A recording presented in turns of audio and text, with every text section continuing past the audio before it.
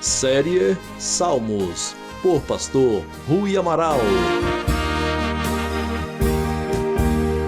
Salmos 9 e Salmos 10.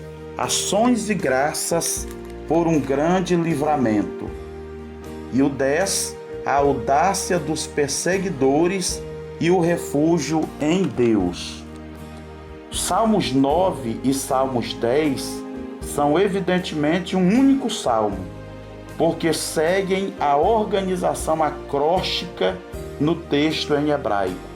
Cada verso ou seção começa com uma letra do alfabeto hebraico em ordem alfabética. No Antigo Testamento grego, formam um único salmo. Esta indicação revela a existência de composições musicais populares nas antigas nações de Israel e Judá, que foram adaptadas para um uso mais exaltado na adoração.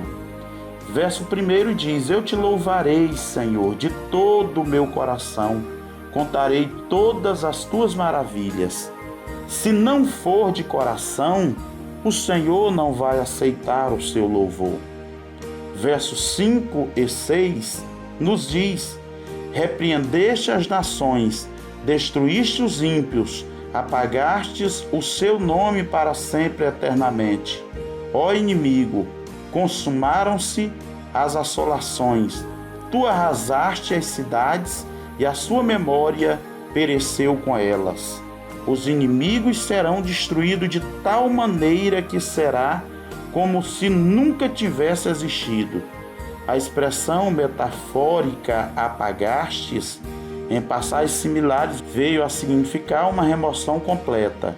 A palavra hebraica se refere a apagar por raspagem, apagar o registro ou destruir. Aqui o resultado é que os ímpios nunca voltarão a ser uma ameaça. Nos versos 7 e verso 8 diz: Mas o Senhor está assentado perpetuamente. Verso 8, Ele mesmo julgará o mundo com justiça, julgará os povos com retidão. Os israelitas sabiam que o Senhor era o Rei da glória soberano. Em cada vitória, eles podiam louvá-lo, declarando: O Senhor está assentado perpetuamente. No entanto, eles continuavam a orar para que viesse o seu reino, sabendo que ele ainda não tinha estabelecido plenamente o seu justo reino. Essas aclamações, ao mesmo tempo, louvam a Deus por atos imediatos e expressam confiança em uma libertação futura e final.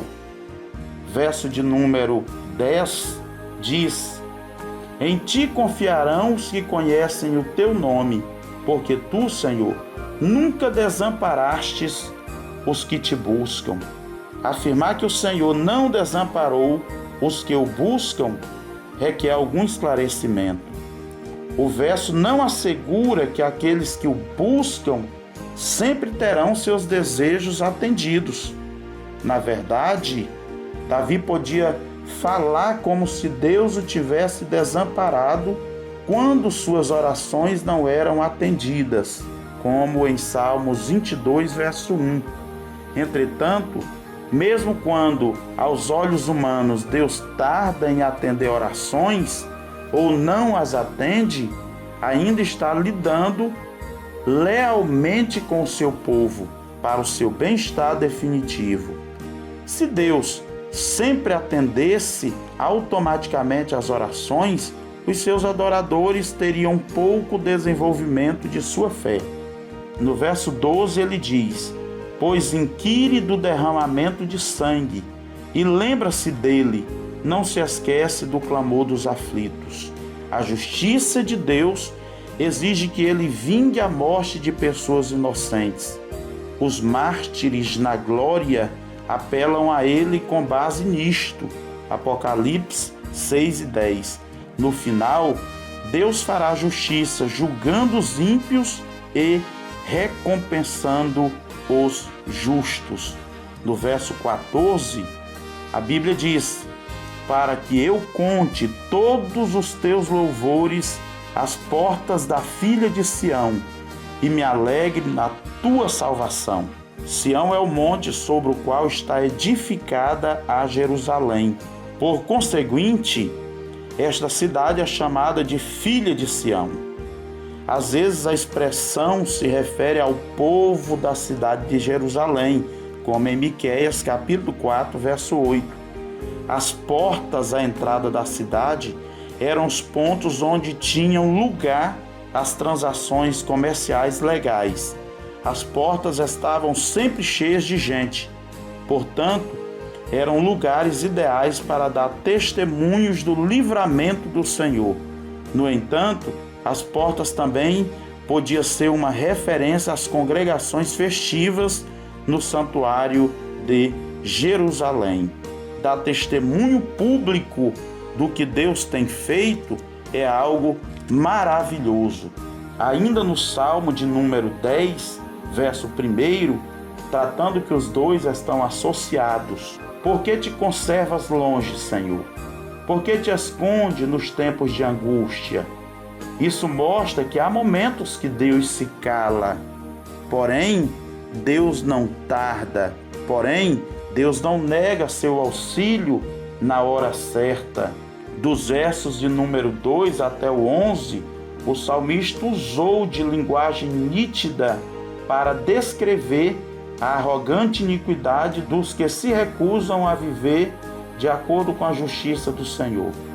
A linguagem poderia descrever uma gangue de bandidos ou opressões estrangeiras, mas também poderia ser aplicada a comerciantes opressores que se aproveitam dos pobres e fracos com a mesma facilidade com que os caçadores arrastam a sua presa. A descrição bíblica é generalizada, possibilitando que o salmo seja usado por adoradores em uma variedade de cenários e situações difíceis. Todavia, não importava quem eram os ímpios, o seu pecado era o desrespeito pela lei de Deus, e o resultado disso era a injustiça. Deus te abençoe.